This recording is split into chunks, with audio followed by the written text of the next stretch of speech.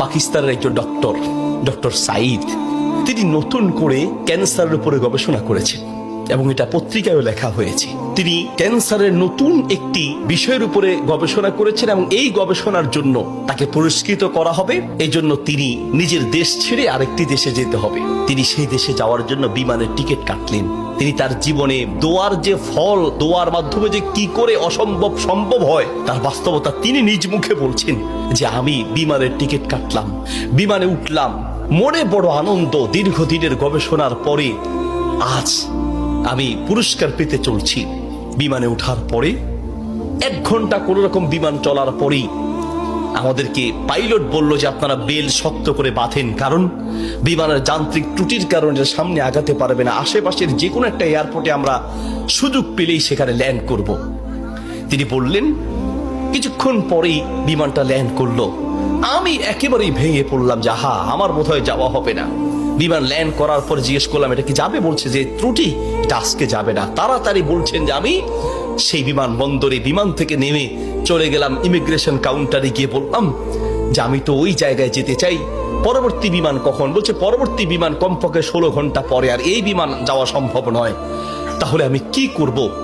বলছে আপনি একটা কাজ করেন, যতদূর এসেছেন 3 থেকে 4 ঘন্টার মধ্যে আপনি পৌঁছাতে পারবেন যদি দ্রুত একটা প্রাইভেট কার নিতে পারেন।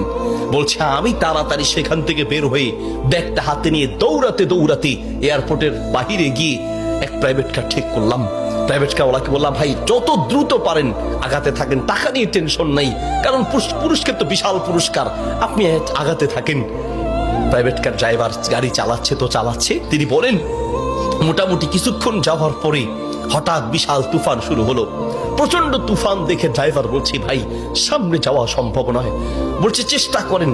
বলছে দেখছেন কি অবস্থা, রাস্তাঘাট সব গাছপালা ভেঙে রাস্তায় পড়ে আছে। যখন তুফান আরো প্রচন্ড বাড়তে লাগলো আমি অবশেষে নিরাশ হয়ে বললাম যে জীবন বাঁচানো দরকার, পুরস্কার দিয়ে কি হবে, নিজেই যদি মরে যাই থাক, পুরস্কার চিন্তা নাই, সামনে যাওয়ার দরকার নেই। আশেপাশে বাড়ি ঘর দেখলেই কোন একটা বাড়ির সামনে গিয়ে দাঁড়ান, বাড়িতে গিয়ে অন্তত নিজের জীবনটা বাঁচাই।